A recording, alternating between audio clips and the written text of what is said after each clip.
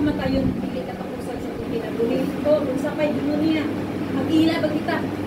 Mag-ila ba kita dito, mamatay ta? Ala, mag-ila gid ta, klaro.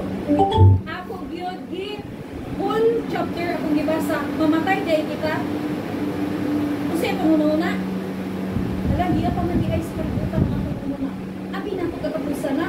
Diya, pagkamatay na ito, pulsa muna. Inuna kung mamatay day ta, asa ka ingon ang atong mga pamilya, ginawa nga dili. Papa, mama, mga igsuon, mo gid ang una na to.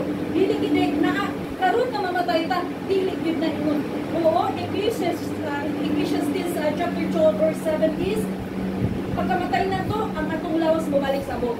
Ang Espiritu na to, mobalik sa Diyos. Kaya diba? Timpo sa Espiritu Santo itong lawas mobalik sa Diyos. Apan, ang akong kalag, nga mao kaning istorya, mao kining makalami, mao kining tanan, paingon dito sa hadis